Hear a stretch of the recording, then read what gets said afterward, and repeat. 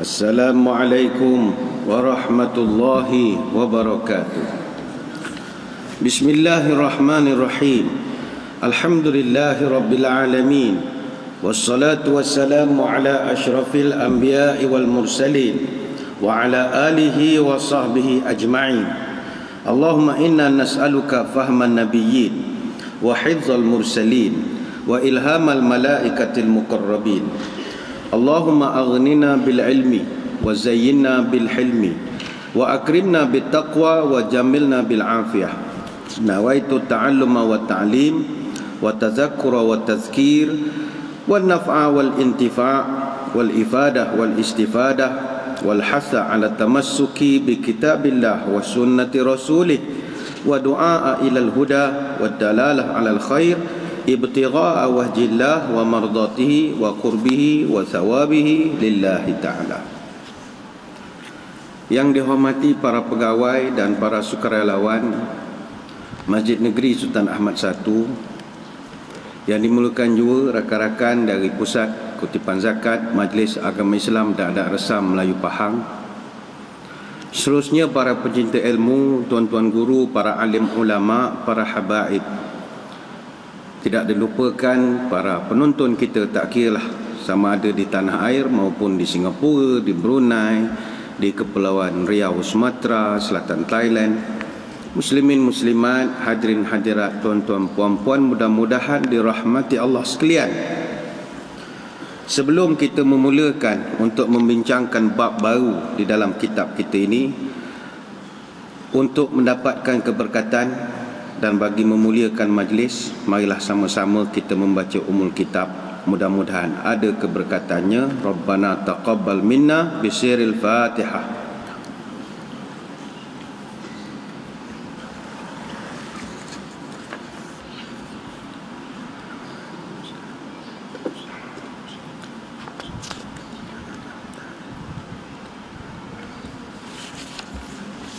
Amin ya rabbal alamin.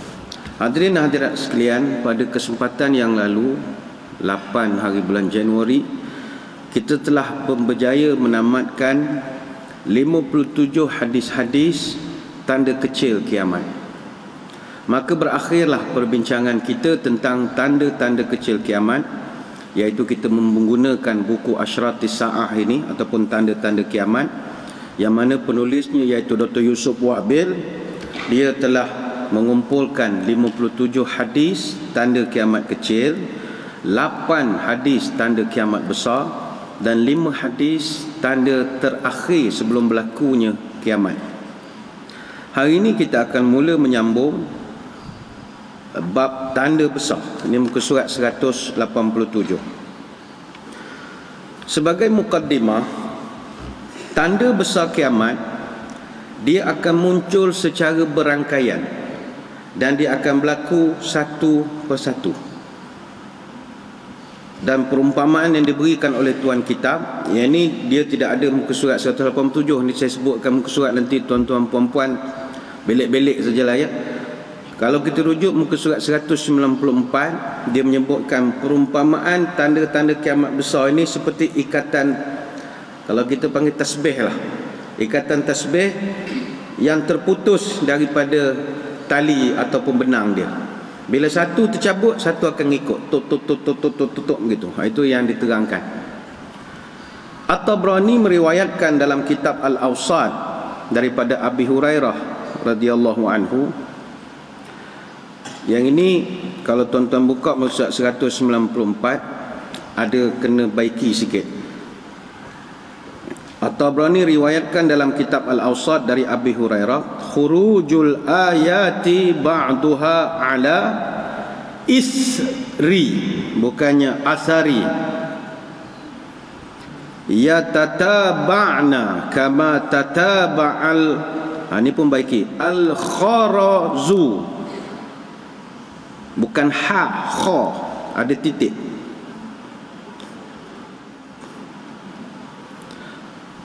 Al-kharazu fin nizami, khurujul ayati ba'duha ala isri ba'din yatataba'na kama tataba'al kharazu fin nizami. Munculnya tanda-tanda kiamat, sebahagiannya akan mengikut bahagian yang lain, saling mengikuti bagaikan rangkaian marjan. Marjan ni mutiara lah, pada sebuah rangkaian tali.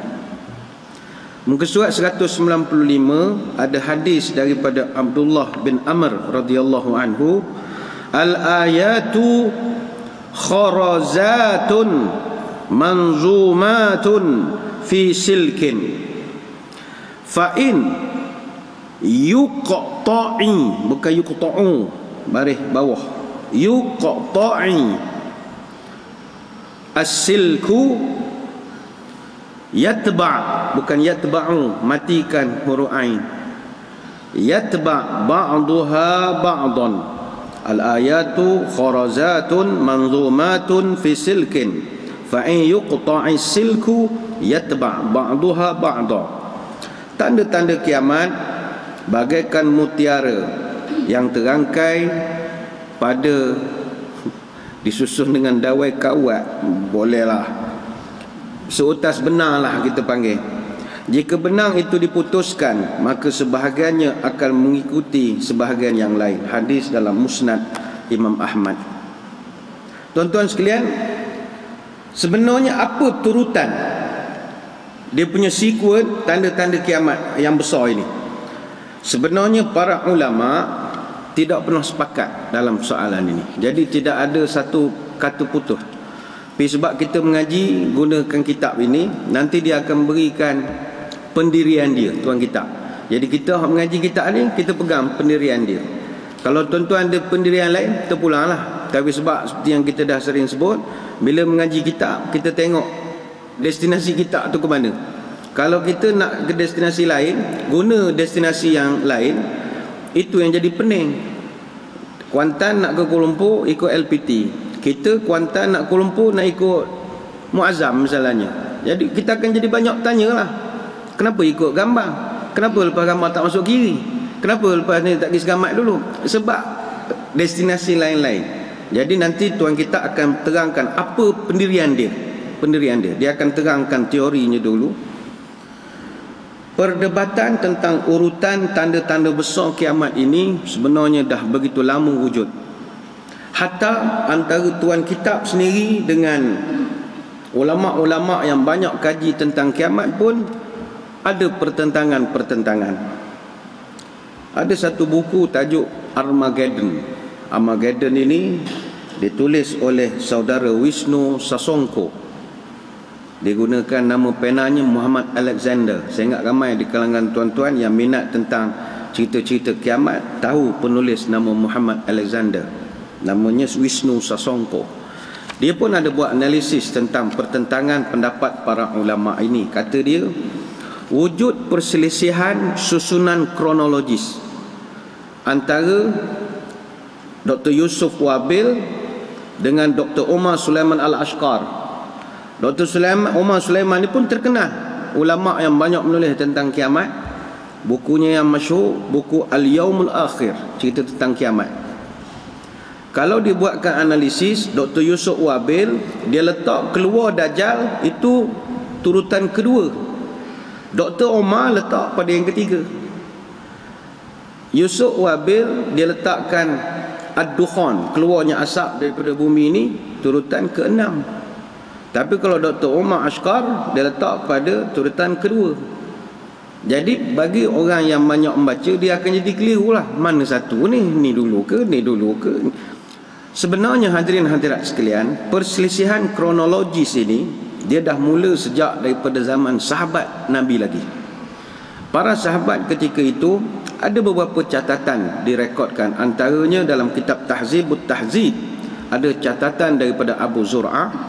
Abu Zur'ah ni dia seorang ulama tabi'in dan dia pernah jumpa dengan Sayyidina Ali, pernah tengok Sayyidina Ali, dan diriwayatkan hadis daripada beberapa orang sahabat, Abu Hurairah, Muawiyah, Abdullah bin Amr al-As. Kata dia, ini dalam kitab kita, muka surat 190 perenggai yang ketiga, Imam Ahmad dan Imam Muslim meriwayatkan itu. Dia cerita pernah ada 3 orang daripada kalangan orang-orang Islam duduk bersama-sama dengan Marwan bin Hakam di Madinah. Mereka ketika itu mendengar Marwan meriwayatkan hadis tentang tanda-tanda kiamat. Disebut yang pertama tanda kiamat besar yang berlaku adalah keluarnya Dajjal. Itu dia bercerita. Kemudian Abdullah bin Amr bin Al-As radhiyallahu anhuma berikan komen. Katanya Marwan ni dia bercakap satu benda hak kita tak boleh nak berapa pegang. Dia sama dia tu. Tak boleh nak pegang sangat dapat dia tu. Ngapa pula bah? Ni contoh bahasa kita lah. Saya pernah dengar, kata dia, Nabi pernah menyebut hadis yang saya tak akan lupakan sampai bila-bila, kata dia. Inna awwalal ayati khurujan tulu'u syamsi min maghribiha wa khurujud dabbati 'ala nasi duha wa ayyuhuma ma kanat qabla sahibatiha fal ukhra 'ala, ini baiki hadis muka surat 190, isriha, bukannya asariha, fal ukhra 'ala isriha qariban. Sesungguhnya tanda kiamat yang pertama sekali adalah terbitnya matahari dari arah barat. Kan lain pula. Kemudian keluarlah binatang daripada dalam bumi ke arah manusia pada waktu duha. Di mana saja di antara keduanya yang terlebih dahulu keluar, maka yang lainnya berlaku selepasnya dalam waktu yang sangat dekat. Ini dalam redaksi daripada Imam Muslim. Ini salah satu contoh nak menunjukkan kalau hari ini orang tak sepakat bila berlakunya apa susunan kronologi tanda-tanda besar kiamat, maka jangan heran sejak zaman sahabat lagi dia orang memang tak berapa jelas. Orang ni dengar pada Nabi lain, orang ni dengar pada Nabi lain. Tapi bila susun, nanti tuan kita akan susunkan perbezaan hadis-hadis tersebut. Persoalannya, adakah tanda kiamat besar mesti berlaku secara berturut-turut? Baik, kata tuan kitab, secara umum setakat ini tidak ada sebarang dalil yang secara jelas menerangkan urutan tanda-tanda besar kiamat berdasarkan kronologi ataupun turutan kejadian. Tidak ada orang yang boleh declare dia mesti begini. Sebab kata tuan kitab, semua tanda-tandanya diungkapkan dalam pelbagai hadis tanpa ada turutan. Tidak ada. Contoh, ada 2 hadis daripada Huzaifah bin Asid Al-Ghifari yang diriwayatkan dengan 2 lafaz ataupun redaksi yang berbeza tentang turutan tanda-tanda besar kiamat. Hadis pertama pada muka surat 188.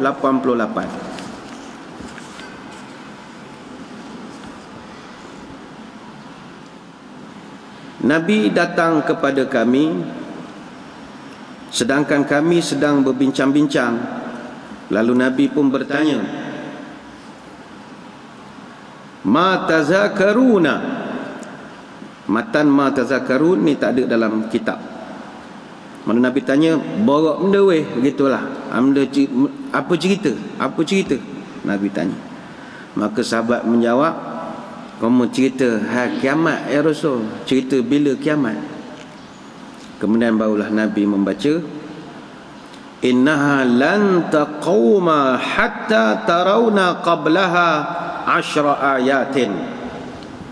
Sesungguhnya kiamat tidak akan terjadi sehinggalah kamu melihat 10 perkara. Fazakara ad-dukhani wad-dajjala wad-dabata wa tulu'a syamsi min maghribiha wa nuzula Isa bin Maryam. Kenapa sallallahu alaihi wasallam misah? Wa ya'juja wa ma'juja wa salasata khusufin, khasfun bil masyriqi wa khasfun bil maghribi wa khasfun bi jaziratil arabi wa akhiru zalika narun takhruju minal yamani tadrudu nasa ila mahsyarihim. Baginda sebutkan 10 tanda. Pertama asap, yang kedua dajjal. Ini kronologinya. Ketiga keluar binatang. 4 terbit matahari dari barat. 5 turun Nabi Isa, 6 Ya'juj Ma'juj, yang ke-7, ke-8, ke-9 3 gempa bumi, iaitu di timur, di barat dan di semenanjung Arab. Dan yang terakhir, api yang keluar dari Yaman yang akan menghalau manusia ke sebuah tempat berkumpul. Jadi kita ini hadis Sahih Muslim dalam kitab Al-Fitan wa Asyratu Sa'ah. Baik, hadis yang kedua juga daripada versi Huzaifah bin Asid Al-Ghifari, muka surat 188, hadis yang di bawah itu. Inna sa'ata la takunu hatta takuna 10 ayatin khasfun bil masyriqi wa khasfun bil maghribi wa khasfun bi jaziratil arabi wad dukhanu wad dajalu wa dabatul ardi wa ya'juj wa ma'juj wa tulu'u syamsi min maghribiha wa narun takhruju min qu'ratin adanin tarhalun nasa. Kiamat tidak akan berlaku sehingga ada 10 tanda. Tanda pertama, kedua dan ketiga adalah gempa bumi di timur, di barat dan di semenanjung Arab. Jadi nombor 1 pula. Yang keempat, keluar asap. 5, Dajjal. 6, keluar binatang pada bumi. 7, keluar Ya'juj Ma'juj. 8, terbit matahari daripada barat. Dan yang ke-9, api yang keluar daripada lembah Adnin yang akan menghalau manusia. Wal ashiratu, dalam riwayat lain, nuzulu Isa bin Maryam. Dan yang ke-10, turunnya Isa bin Maryam. Juga riwayat Muslim. Jadi kronologi itu berbeza-beza. Dan ada pula satu lagi hadis riwayat daripada Abu Hurairah yang juga diriwayatkan dengan 2 lafaz atau redaksi yang berbeza berkenaan tentang kronologi turutan tanda-tanda besar kiamat. Cuma yang membezakan 2 hadis ini adalah penggunaan huruf ataf saja. Penggunaan huruf ataf. Ini muka surat 189. Ada bercerita tentang persoalan ataf ini. Ataf ini kalau tata bahasa dipanggil kata penghubung. Kata penghubung. Kalau grammar panggil conjunction. Kalau penghubung agar, apabila, atau, jika, kata penghubung antara kata-kata. Kalau conjunction tu dia apa dia punya formula dia? Fanboys. For, and, no, but, or, yet, so. Dia punya susunan dia. Kalau bahasa Arab, huruf ataf ada 9. Wa, fa, summa, hatta, au, am, bal, la, lakin. Jadi perbezaan pada 2 hadis ni pada conjunction saja. Riwayat yang pertama gunakan au, riwayat yang kedua guna wa. Hadis pertama surat 189. Oh, ini banyak kena baiki baris ni. Badiru bil a'mali sittan. Tulu'a, bukan tulu'u. Tulu'a syamsi min maghribiha. Au, ni au ni yang perlu digaris bawahkan. Perkataan au itu conjunctionnya. Au ad-dukhana. Ad-dukhana bukannya ad-dukhanu. Au ad-dajjala bukannya dajjalu. Au ad-dabata bukan dabatu. Au khasata bukan khasatu. Ahadikum au amra bukan amru. Al-amati. Saya bacakan semula. Badiru bil a'mali sittan. Tulu'a syamsi min maghribiha. Awid dukhana. Awid dajjala. Awid dabata. Au khasata ahadikum. Au amral amati. Bersegeralah kamu beramal sebelum datang 6 perkara, iaitu terbitnya matahari dari barat, atau asap, atau dajjal, atau binatang, atau sesuatu yang khusus untuk kamu, iaitu kematian, atau masalah yang umum, iaitu hari kiamat itu sendiri. Hadis dalam Sahih Muslim. Hadis yang kedua, badiru bil a'mali sittan. Ad-dajjala ka ad-dajjalu. Wad-dukhana bukan dukhanu. Yang kita garis bawahkan huruf wa itu, waw itu. Waddukhana, wadabata. Wa tu yang kita gariskan. Dia punya conjunctionnya di situ. Wadabatal ardi. Wa tulu'a, bukan tulu'u. Tulu'a syamsi min maghribiha. Wa amra, bukan amru. Wa amrul amati. Wa khuwaisata, bukan khuwaisatu, ahadikum.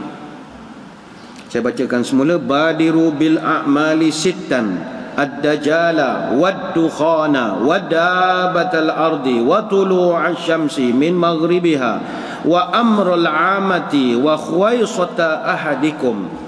Bersegeralah kamu beramal sebelum datang 6 perkara: dajjal dan asap dan binatang dari bumi dan terbitnya matahari dari barat dan masalah yang umum iaitu kiamat dan sesuatu yang khusus untuk kamu iaitu kematian. Juga riwayat Imam Muslim. Dan ada juga redaksi yang lain lagi. Contohnya hadis daripada versi An-Nawas bin Sam'an radhiyallahu anhu. Ini muka surat 190, hadis yang atas itu. Hadis surat 190. Diceritakan mula-mula keluar Dajjal terlebih dahulu. Kemudian turun pula Nabi Isa bunuh Dajjal. Kemudian masa itulah pula keluar Ya'juj dan Ma'juj pada masa Nabi Isa itu. Kemudian Nabi Isa pula doakan supaya mereka itu dihancurkan. Lain lagi. Jadi bagaimanakah penjelasan para ulama tentang perbezaan-perbezaan ini? Baik, ada beberapa pandangan. Pandangan yang pertama, ni start muka surat 190 ni, dia ada huraiannya sikit dia. Kata Ibnu Hajar dalam Fathul Bari, sebelum kiamat akan berlaku beberapa fasa dalam kehidupan manusia. Pertama, fasa perubahan di bumi. Banyak perubahan di bumi. Yang kedua, fasa perubahan sistem tata suria. Kita punya, yalah sekarang pun dah banyak dah peningnya. Patut tak sejuk-sejuk, patut panas sejuk, patut sejuk panas, patut tak salji-salji. Dia dah start bingung. Kemudian akan tercetuslah kiamat.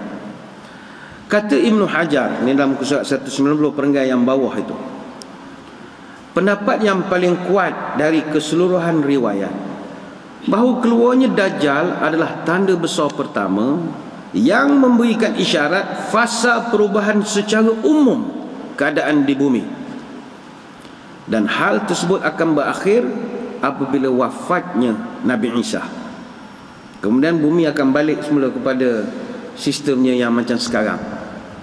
Adapun tentang terbitnya matahari dari arah barat, itu adalah simbolik isyarat kepada tanda besar perubahan fasa perubahan alam, iaitu susunan tata surya, dan perkara itu akan berakhir bila berlakunya kiamat. Dan kata Ibn Hajar, saya kira peristiwa keluarnya binatang besar dari perut bumi pada hari itu nanti, di mana ketika itu matahari akan terbit dari barat. Kemudian Ibnu Hajar kata lagi, hikmah dalam hal itu bahawa ketika matahari terbit dari barat, pintu taubat telah pun ditutup dan binatang besar akan keluar. Binatang besar ini pula akan membezakan antara orang beriman dengan orang kafir sebagai penyempurna untuk penutupan atau proses penutupan pintu taubat. Dan tanda pertama yang mengisyaratkan tercetusnya kiamat, maknanya yang spark kepada berlakunya kiamat, adalah api yang mengumpulkan manusia. Ini pandangan pertama. Pandangan ada lagi beberapa pandangan lain.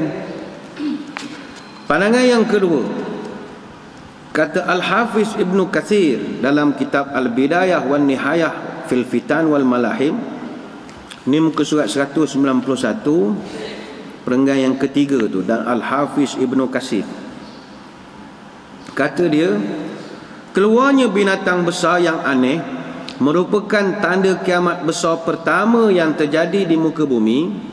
Kerana binatang yang berbicara dengan manusia dan membezakan antara orang beriman dengan orang kafir adalah perkara yang menyalahi kebiasaan ataupun adat. Adapun terbitnya matahari dari barat, maka perkara itu merupakan yang sangat jelas, merupakan tanda kiamat pertama yang berlaku di langit, fasa langit dulu. Adapun munculnya Dajjal, turunnya Nabi Isa, kemudian keluarnya Ya'juj dan Ma'juj, walaupun mereka keluar sebelum terbit matahari dari barat dan sebelum munculnya binatang, namun ini kerana mereka adalah manusia dan ia bukan suatu yang memelikkan. Ini berbeza dengan keluarnya binatang dan terbitnya matahari dari barat, maka itu semua adalah perkara-perkara yang menyelisihi kebiasaan. Jangan pening pegang tuan kitab punya pendapat. Kata tuan kitab, pandangan Dr. Yusuf Wabil, secara peribadi beliau lebih cenderung kepada pandangan seorang ulama bernama At-Taibi. Taibi ni ulama hadis dan juga tafsir. Dia pengarang Syarah Mishkatul Masabih, Syarah Al-Kashaf, Al-Khalasah fi Usulul Hadis dan banyak lagi kitab ulama besar. Kata At-Taibi, muka surat 192, perenggan yang pertama gitu. Kejadian-kejadian luar biasa tersebut merupakan tanda-tanda nak tercetusnya kiamat. Sama ada sebagai tanda akan dekatnya kiamat atau tanda akan lele nak kiamat. Dia ada perkataan lele. Ni orang Kuala Lumpur tak faham, saya tak tahu nak terjemah lele tu apa. Megok-megok sangat dah nak kiamatnya. Yang pertama berlaku selepas kemunculan Imam Mahdi, kemudian Dajjal, turun Nabi Isa, keluar Ya'juj Ma'juj dan gempa bumi di 3 penjuru. Bahagian kedua, hak lele nak kiamat. Itu yang lele tu. Asap, terbit matahari dari barat, keluar binatang dan api yang mengumpulkan manusia. Jadi kalau tuan-tuan puan-puan, kita ada kita mengaji kitab, ini manhaj tuan kitab kita. Jadi dia akan bawa ke situlah destinasinya, susunannya nanti. Jadi tak timbul nak tanya, kenapa Imam Mahdi dulu bukan Dajjal? Kenapa Nabi Isa bukan Ya'juj Ma'juj dulu? Saya dulu belajar pengalaman kitab. Itu bahas lain. Ini bahas lain. Bah ni, ini dia punya destinasinya. Selesai.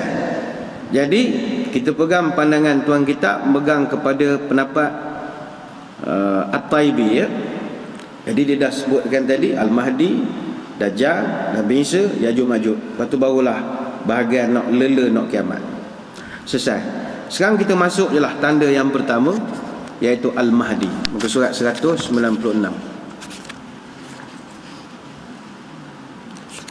Surat 196 Al-Mahdi.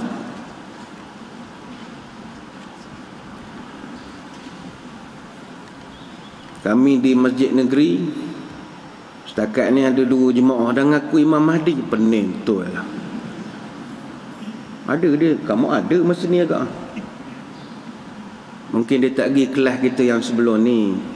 Mahdi ni bukan orang Jawa, bukan Bugis, bukan orang Kampar, bukan orang Batu Nah, bukan orang Ceruk Paluh tak. Mahdi ni orang Arab. Pergi ke depan ambil mikrofon, saya Imam Mahdi. Payah betul lah. Tak apa, kita bagi penerangan lah. Kita bagi penerangan.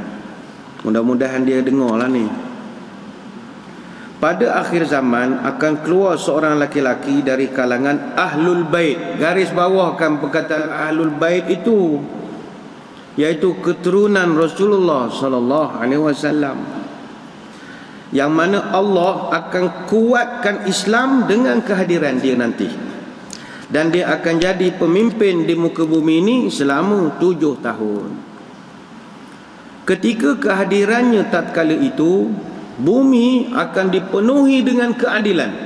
Adil sama begitu seronok sekali. Hadisnya kita akan jumpa muka surat 198 nanti hadisnya. Semua orang akan merasakan nikmat yang belum pernah dirasakan ataupun dah lama tak rasa nikmat itu. Mana kalau kita jumpa nanti koma tahun 60-an 70-an beginilah seronok. Dia akan flashback balik. Seronok.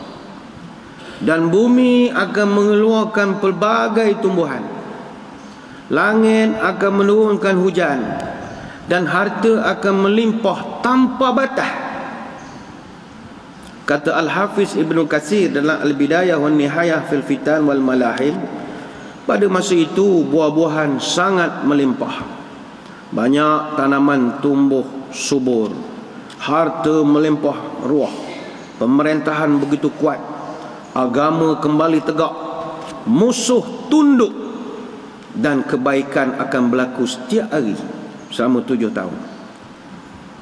Nampak sangat belum ada lagi lah. Nampak sangatlah belum ada lagi.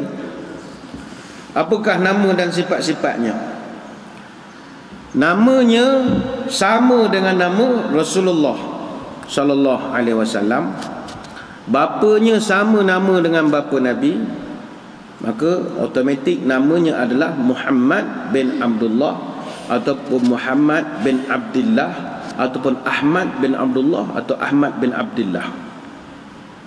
Dalam satu hadis daripada Ibnu Mas'ud, hadis ni muka surat 196 tak ada, tapi tuan kita letak pada muka surat 201. Hadis hak bawah sekali. Kena juga baiki sikit lah. Kena baiki sikit lah. La tazhabu aw la tanqadid dunya hatta yumlika, bukan yumliku, yumlika al-arabu, bukan araba, rajulun min ahli baiti yuwati'u ismuhu ismi. Dunia tidak akan lenyap ataupun tidak akan kiamat sehinggalah seorang daripada ahli baitku akan menguasai bangsa Arab, namanya sama dengan namaku. Dalam satu riwayat yang lain, ini dalam muka surat depan ni tidak ada, kena muka surat 202, renggang yang atas sekali. Dalam riwayat lain, yuwati'u ismuhu ismi wasmu abihi isma abi. Namanya sama dengan namaku dan nama bapanya sama dengan nama bapaku. Ini hadis dalam Sunan Abu Daud. Dan dia berasal daripada keturunan Fatimah binti Rasulullah sallallahu alaihi wasallam, dari jurai keturunan Al-Hasan bin Ali radhiyallahu anhuma. Dalam riwayat Ummu Salamah, Nabi ada bercerita, ini depan ni tak ada, muka surat 200, perenggan yang paling bawah, Al-Mahdiyu min itrati min waladi Fatimata. Al-Mahdi berasal dari ahlul baitku, dari keturunan Fatimah. Ini hadis dalam Sunan Abi Daud dan Ibnu Majah. Kata Al-Hafiz Ibn Katsir dalam Al-Bidayah wan Nihayah fil Fitan wal Malahim berkenaan tentang Imam Mahdi, dia adalah Muhammad bin Abdullah. Dalam kitab Abdullah, okeylah Abdullah okey. Cuma kalau doa untuk tuanku Bahdul Amah Mulia Sri Paduka Baginda Tuan Agong Sultan Abdullah. Ada kan kadang tulis Jawi, ada setengah khatib Sultan Abdullah, Sultan Abdullah. Dia tak bagi Abdullah. Tegur dia, tuanku, Abdullah tu jamak Abdullah. Jadi kalau masjid Abdullah lah ya. Jamak Abdullah. Jadi Muhammad bin Abdullah Al-Alawi, ni muka surat 196 ni betulkan sikit ya. Muhammad bin Abdullah Al-Alawi Al-Fatimi, bukan Al-Fatuni, ni bukan Al-Fatani ni dah, Al-Fatimi. Dia keturunan Fatimah binti Rasulullah. Dia adalah Muhammad bin Abdullah Al-Alawi Al-Fatimi Al-Hasani, bukan Al-Fatuni ya. Fatimi, daripada perkataan Fatimah, Fatimi. Apakah ciri-ciri fizikalnya? Ini muka surat 200 ada menyebutkan ciri fizikalnya. Hadis yang keempat itu, Al-Mahdiyu minni ajlal jabhati aqnal anfi yamla'ul arda qistan wa adlan kama muli'at zulman wa juran yamliku sab'a sinina. Al-Mahdi dari keturunanku, darinya lebar, hidungnya mancung. Gariskan perkataan hidung mancung tu, kado ke diri. Hidung mancung.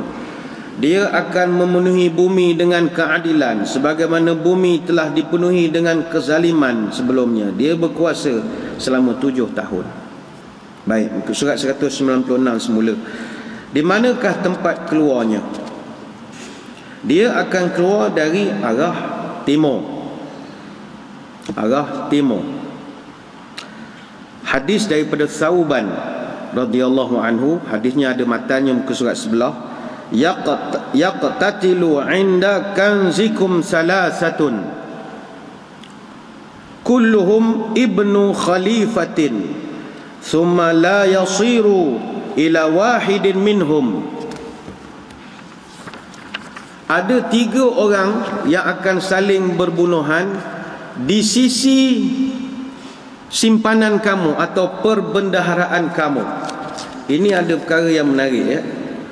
Mereka semua adalah putera khalifah, kemudian tidak akan kembali ke salah seorang daripada mereka.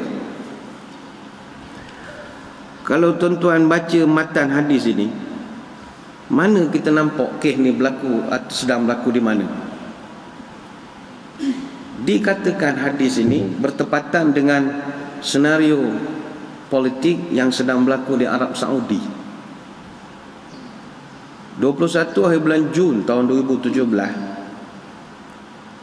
Raja Salman dia telah lantik anaknya sendiri, iaitu putera Muhammad bin Salman, kita panggil MBS lah, Muhammad bin Salman, jadi putera mahkota, menggantikan anak saudaranya putera Muhammad bin Naif As-Saud. Bila dia naik, ni cerita anak beranak lah ya, mudah-mudahan harap tak faham lah kita ceramah kan, tak dapat bisa pergi umrah. Bulan November tahun yang sama, kita panggil MBS lah ya, taklah nyebut sangat nama ya, kan special brand dia kan tahu lah tak lulus dah. MBS telah titah tangkap 11 orang kerabat diraja, termasuklah 38 orang menteri, timbalan menteri, tokoh-tokoh usahawan yang hebat di Arab Saudi, atas tuduhan rasuah. Benda paling mudah lah nak nuduh kan, benda siasat apa semua.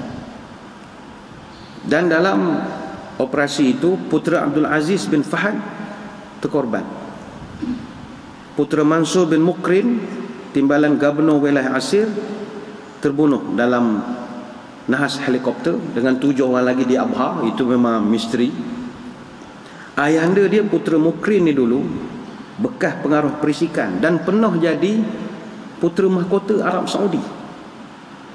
Putera Mukrin ni dulu disingkirkan sebagai putera mahkota tahun 2015 oleh Raja Salman. Raja Salman ni abang tiri dia, kekanda tiri dia. Raja Salman diganti pula dengan adik tirinya, putera Muhammad bin Naif. Tapi bila anak dia dah besar, MBS dah besar, dibuang pula ni, ambil pula MBS. Anak saudara kepada Raja Salman, putera Al-Wali bin Talal, pengurusi firma pelaburan Kingdom Holding yang asetnya saja dianggarkan 18 bilion US dollar, ada equity dalam Twitter, Citigroup, pun kena tahan. Tapi sebab dia label-label billionaire, tak tahan di penjara, tahan di Ritz-Carlton di Riyadh, tahan dalam hotel. Nasir bin Aqil At-Tayyar, Presiden At-Tayyar Travel Group, putera Mitab bin Abdullah, bekas Menteri Pengawal Kebangsaan, Amru Ad-Dabbagh, pengurusi syarikat pembinaan Red Sea International, semua ditahan. Jadi selepas daripada itu sudah berlaku sedikit pertelingkahan antara yang Nabi sebutkan putera-putera khalifah ini. Dan benda ni sebenarnya it runs in the family, bukan MBS saja yang mulakan begini, daripada dulu lagi. Kalau tuan-tuan pergi ke Mekah, kita pergi kat hotel apa semua, dekat receptionist, kat lobby, mesti gantung 3 gambar. Mesti ada 3 gambar. Raja sekarang, Raja pengasas yang dulu, Raja Abdul Aziz bin Abdul Rahman bin Faisal bin Turki bin Abdullah bin Muhammad As-Saud, dan MBS lah, Malik bin Salman. Dia Raja Abdul Aziz bin Abdul Rahman, kita panggil raja di hak pertama lah. Saudi ni dia unik. Dia unik. Raja Saudi yang pertama ni, isterinya 22 orang. 22 orang. Anak lelaki saja 45. Ramai. Tapi dalam ramai-ramai isteri dia yang 22 orang itu, ada seorang isteri hak paling berpengaruh. Dia itu hebatnya orang perempuan ni. Walaupun dia bermadu, mesti ada yang dominan. Isteri yang paling berpengaruh namanya Hussah binti Ahmad bin Muhammad As-Sudairi. Tuan-tuan ingatlah perkataan As-Sudairi ini. Sebab As-Sudairi inilah mewujudkan satu kumpulan di Arab Saudi dipanggil Sudairiyun Sab'ah, The Magnificent Seven. Dia ni isteri yang ke-8 kepada Raja Saudi yang pertama. Dan dikatakan, bila borak dengan orang Arab, dia kata Hussah ini ataupun Hassah ini isteri hak paling dia sayangi. Sebab tuanku raja yang pertama kahwin dengan dia 2 kali. Dia kahwin kali pertama tahun 1913, dapat putera seorang, cerai. Lepas 2 tahun cerai. Tahun 1920 kahwin semula. Jadi total dia dapat 12 anak. Kahwinan pertama dia dapat seorang putera masa kahwinan pertama. Kahwinan kali kedua dia dapat 4 anak perempuan, 7 putera. Dia kahwin kali kedua. Dan inilah satu-satunya isteri King Abdul Aziz yang melahirkan putera yang paling ramai di kalangan isteri-isteri, di kalangan suri-suri yang lain.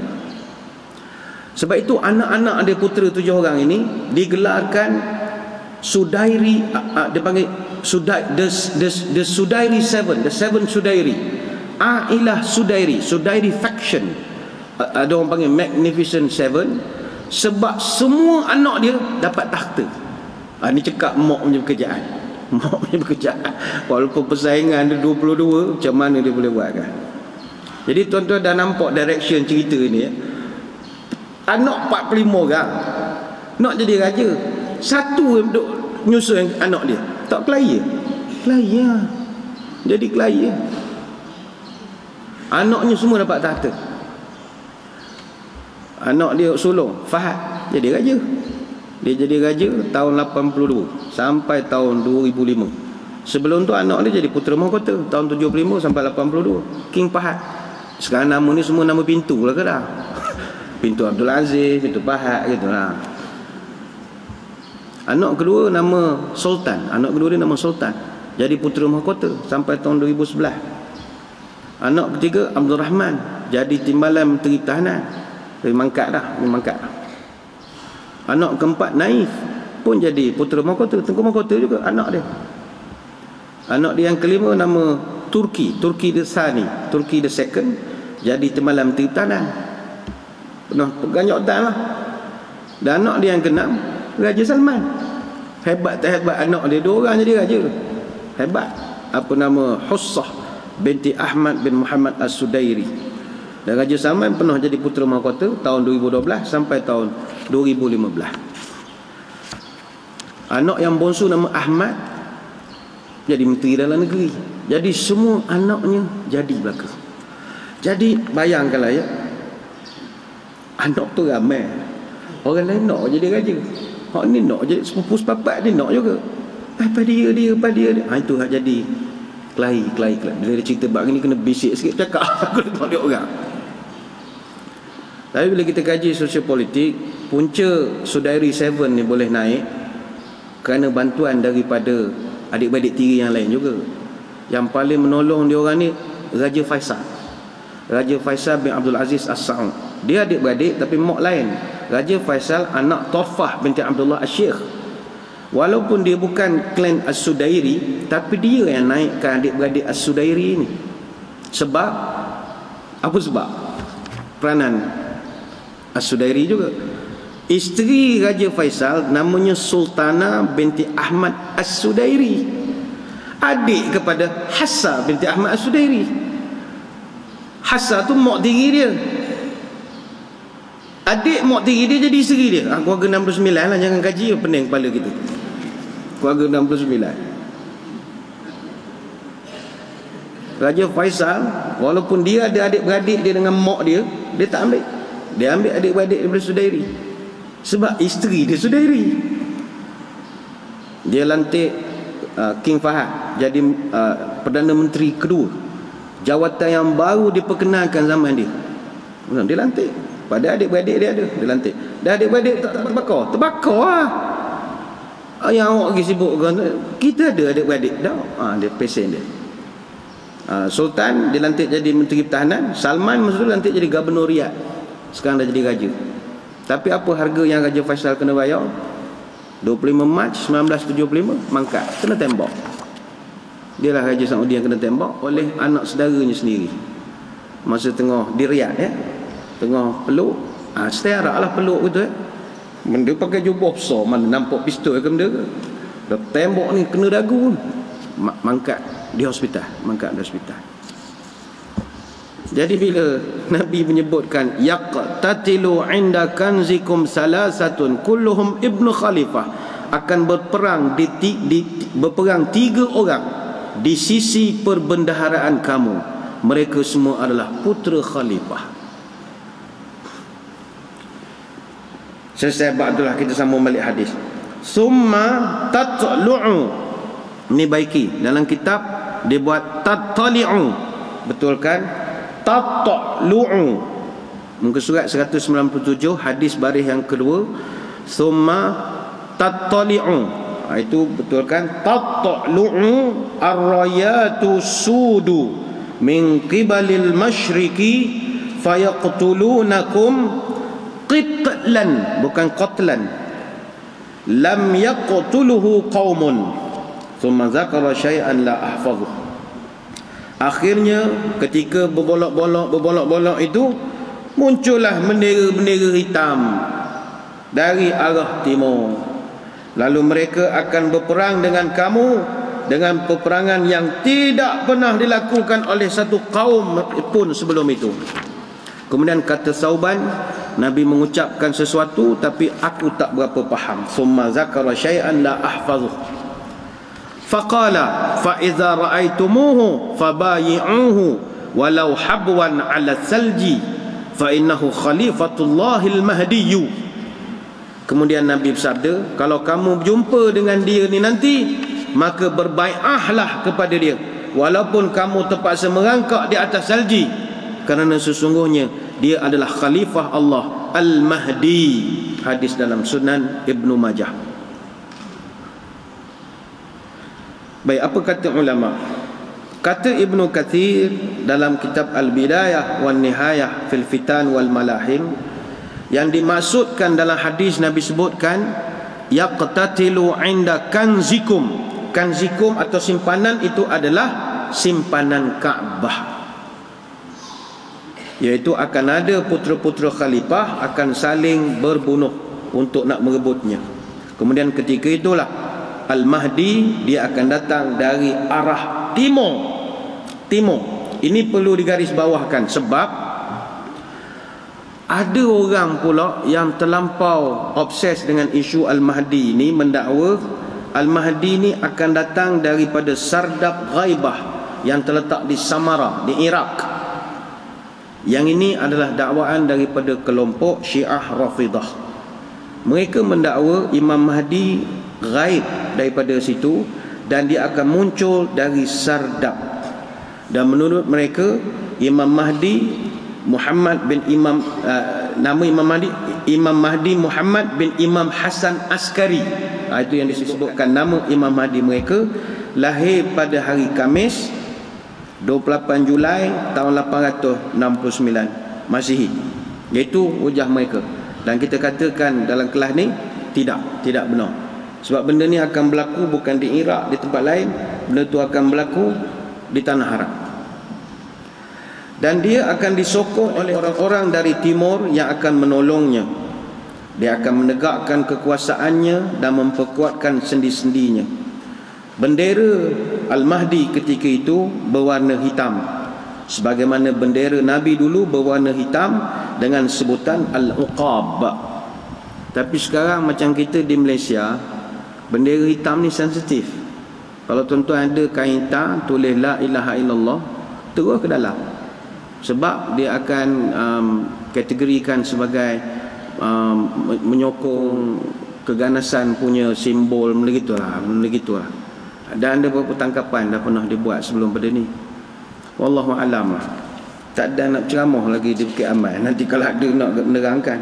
Sebab benda tu takut propaganda daripada musuh. Dia tahu benda tu akan muncul, jadi hapuskan semua. Dalam masa yang sama kita hormatilah finding mereka. Daripada pihak keselamatan ada gerakan teroris ke apa, itu kita raikan dan tak ada masalah. Tapi dalam masa yang sama, kewujudan hadis-hadis menerangkan munculnya bendera hitam dengan itu wujud. Tapi macam mana bentuk wujud, itu sama-sama kita menyantuni. Dan kata tuan kitab, Imam Mahdi ni akan dibai'ah di Masjidil Haram dekat Kaabah. Maknanya tidak di masjid negeri berdepatan dengan mimbar, tak akan berlaku. Awak tak payahlah nak ambil mikrofon nak mendakwa saya Imam Mahdi. Tak ada orang nak bai'ah awak. Baik, apakah dalil-dalil dari hadis yang menunjukkan akan kedatangannya? Ini muka surat 197, perkara ketiga tu ya. Banyak hadis sahih dalam bab ini. Ada yang khusus sebutkan tentang Al-Mahdi, dan ada hadis yang hanya sebutkan tentang sifat-sifatnya sahaja. Syekh Abdul Alim bin Abdul Aziz bin Abdul Azim, dia pernah buat kajian tentang hadis-hadis Al-Mahdi, dan dia buat kajian itu dalam bentuk tesis master. Dia buat tesis sarjana aja bertajuk Al-Ahadis fil Mahdi fi Mizanil Jarah wa Ta'dil. Mana dia buat kajian tentang hadis-hadis berkenaan tentang Imam Mahdi dengan jarah wa ta'dilnya, dengan komentar, analisis, macam-macam lah dia buat secara kualitatifnya, kuantitatif. Dia cek betul hadis-hadis itu. Katanya jumlah hadis-hadis marfu' dan juga asar-asar daripada para sahabat tentang Imam Mahdi ada 336 riwayat. Antaranya ada 32 hadis dan 11 asar. Semuanya status antara sahih dengan hasan. Dan hak sebutkan secara jelas tentang Al-Mahdi ada 9 hadis dan ada 6 asar. Dan selebihnya sebutkan tentang sifat dan tanda-tandanya. Perkara ini perlu kita terangkan sebab nanti dalam bab yang seterusnya, untuk bab yang seterusnya ada sikit ilmiah sikit lah, tapi saya cuba untuk mempermudahkan. Kita akan membahas nanti tentang ada para ulama yang tak setuju Imam Mahdi ni sebahagian tanda kiamat atas dasar-dasar tertentu. Hadisnya kontradik dengan hadis yang lain. Mungkin Al-Mahdi itu sebenarnya adalah Isa itu sendiri adalah Al-Mahdi. Dan timbul pertanyaan, kenapa Bukhari dan Muslim tak bermain dalam gelanggang mereka cerita Al-Mahdi? Ada beberapa perkara yang ulama bahaskan. Jadi kita sebutkan mukadimah ni dulu. Benda ni ada, kita akan terangkan. Dan selain itu juga ramai daripada kalangan ahli-ahli hadis yang kita panggil hafiz atau halufas yang mensahihkan hadis-hadis Al-Mahdi. Syekh Islam bin Taimiyah dalam kitab Minhajus Sunnah fi Naqd Kalam Syiah wal Qadariyah, Al-Alamah Ibn Al-Qayyim dalam kitab Al-Manarul Munif fi Sahih wal Dha'if. Ulama yang saya sebutkan ni ulama keras-keras semua ni, yang memang hadis sahih ke tak sahih kan. Banyak kalau kita dengar penceramah yang jaga hadis sahih tak sahih, Ibn Taimiyah, Ibn Qayyim, mesti sebut dua nama. Dan dua-dua ulama ni juga mensahihkan hadis-hadis Al-Mahdi. Jadi kedudukan hadis-hadis Al-Mahdi itu no doubt about it. Contoh-contoh hadis. Pertama, riwayat daripada Abu Sa'id Al-Khudri radhiyallahu anhu, hadis surat 198. Yakhruju fi akhiri ummatil mahdiyyu yusqihi Allahul ghaitha wa tukhrijul ardu nabataha wa yu'til mala sihahan wa taksurul masyiyatu wa ta'zumul ummatu ya'isha sab'an aw samanian, yakni ini betulkan, hijajan bukan hujajan, hijajan. Pada akhir umatku nanti akan keluar Al-Mahdi, Allah turunkan hujan kepadanya, bumi mengeluarkan tumbuhannya, harta akan dibahagikan secara merata, binatang ternak melimpah, dan umat menjadi mulia. Dia akan hidup selama 7 ataupun 8, iaitu 8 kali musim haji. 7 kali 8 tahun lah, senam 8 tahun, 7 ataupun 8 tahun. Seterusnya yang kedua, ini ada beberapa pembetulan. Riwayat yang lain daripada Abu Sa'id Al-Khudri radhiyallahu anhu, hadis yang di bawah agak panjang itu, ubashirukum bil mahdi yub'asu, bukan yab'asu, yub'asu ala ikhtilafin minan nasi wa zalazila fayamla'ul arda, bukan ardu, fayamla'ul arda qistan wa adlan. Selepas perkataan wa adlan ini, baris yang kedua hadis panjang ke surat 198 itu, arda qistan wa adlan, ada perkataan sebelahnya itu ma. Sebelum ma tambah huruf ka. Ka tu kawinkan dengan ma, jadi kama. Kama, dia terceceh huruf ka. Fayamla'ul arda qistan wa adlan kama, ada kama, ada ka. Wa adlan kama muliat juran, bukan jauran, baris depan, juran wa zulman. Yurdi, yurdi bukannya yarda, yurdi anhu sakinus samai wa sakinul ardi, yaqsimu bukannya yuqassimu, yaqsimul mala sihahan. Aku berikan khabar gembira kepada kamu dengan Al-Mahdi yang diutus ketika manusia berselisih dengan banyaknya, dan dia akan memenuhi bumi dengan keadilan sebagaimana telah dipenuhi dengan kezaliman sebelumnya. Penduduk langit dan bumi meredainya, dan dia akan membahagikan harta secara sihah. Sahabat bertanya, apakah sihah itu? Baginda menjawab, dengan meratanya di antara manusia. Maknanya sama rata. Masa tu harta bagi sama rata. Macam sekarang harta kekayaan mana dapat sama rata? Kalau dapat orang tula, dapat lombong dia, boxsite dia, emas dia, semua dia ke? Pas dia akan datang semua sama rata. Semua orang akan dapat. Yang sekarang ni kekayaan ada tapi tak sama rata dapat. Negara kaya, bumi kaya, tapi tak semua dapat. Dapat orang tula je dapat. Pahya. Dah pencen pun dapat lagi. Aduh, dah pencen dapat lagi. Kita nganga lah gitu ya. Ada tak akan datang semua dapat. Mana kalau sekarang nak dapat bantuan kena isi borang, 3 lai borang kena isi. Akan datang tak ada borang. Ada setengah tempat kebajikan nak ambil borang, kena isi borang dulu. Saya nak minta bantuan, kena isi borang. Mana borang? Isi borang dulu untuk minta borang. Banyak je borang.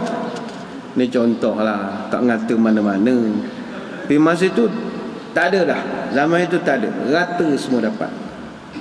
Baginda bercerita lagi, wa yamla'ullahu quluba ummati Muhammadin sallallahu alaihi wasallam ghinan wa yasa'uhum adluhu hatta ya'mura munadiyan fayunadi fayaqulu man lahu fi malin hajatun fama yaqumu minan nasi illa rajulun.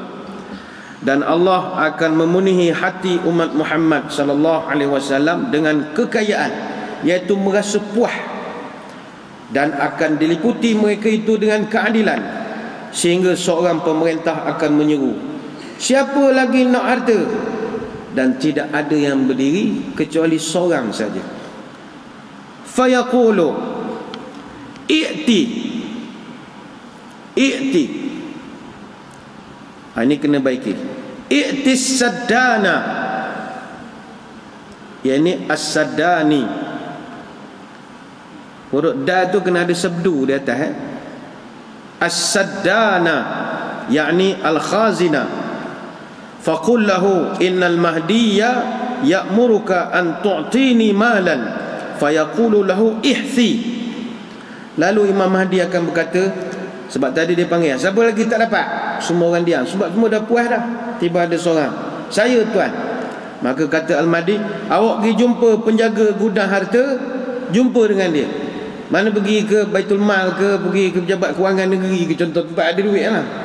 Pergi ke bank ke, CIMB, Bank Rakyat, Bank Islam, pergi Maybank, pergi. Khabar ke dia, Imam Mahdi suruh beri duit pada awak. Gitu.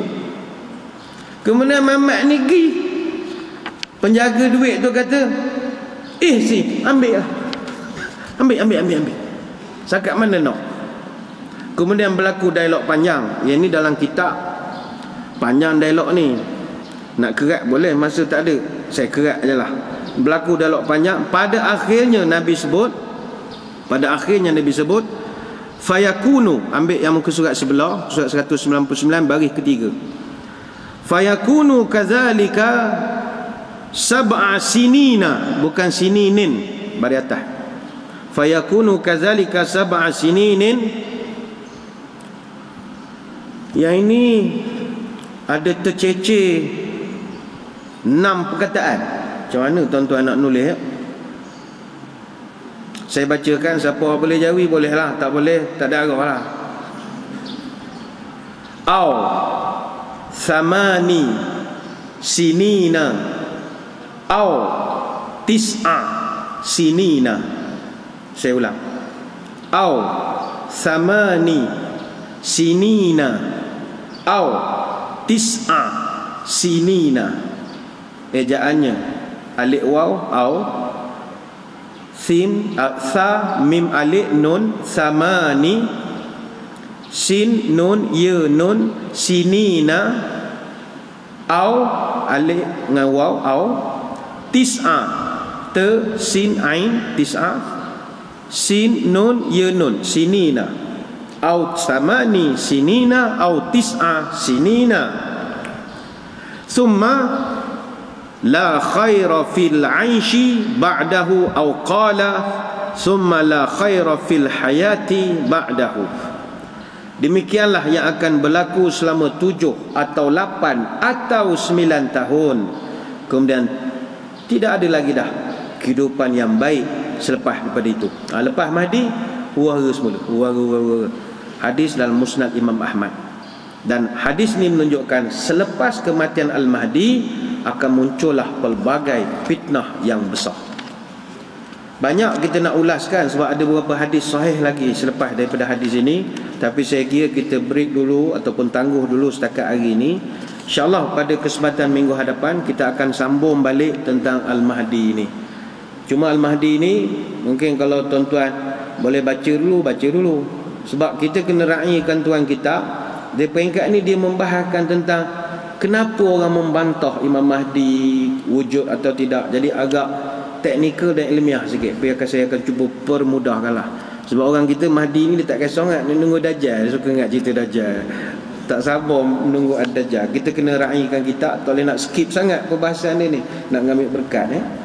Saya kira sekadar itu sembang-sembang pada pagi ini. Terima kasih atas kehadiran. Mohon maaf sebarang kekurangan. Mudah-mudahan kita bertemu pada lain-lain kesempatan. Kita tutup majlis kita dengan doa. Mudah-mudahan diberkati ilahi. A'udzubillahi minasyaitonirrajim. Bismillahirrahmanirrahim. Allahumma salli wa sallim ala sayyidina Muhammadin salatan tukhrijuna biha min zulumatil wahmi. Allahumma in kana rizqina fis sama'i fa anzilhu wa in kana fil ardi fa akhrijhu wa in kana mu'assiran fayassirhu wa in kana haraman fatahhirhu wa in kana ba'idan faqarribhu bihaqqi duhaika wa bahaika wa jamalika wa quwwatika wa qudratika atina ma ataita ibadika salihin. Ya Allah, kalau rezeki kami masih di langit turunkanlah, kalau di bumi keluarkanlah, kalau suka pun mudahkanlah, kalau haram sucikanlah, kalau jauh dekatkanlah, berkat waktu duhamu, berkat kecantikanmu, berkat keindahanmu, berkat kekuatanmu, berkat kekuasaanmu, sudilah limpahkan kepada kami segala yang pernah Engkau limpahkan kepada hamba-Mu yang soleh. Subhanakallahumma wa bihamdika nashhadu an la ilaha illa anta nastaghfiruka wa natubu ilaik. Sallallahu alaihi wasallam Muhammadin wa ala alihi wa sahbihi wa baraka wasallam. Alhamdulillahi rabbil alamin. Billahi taufiq wal hidayah. Wassalamualaikum warahmatullahi wabarakatuh. Wallahu a'lam.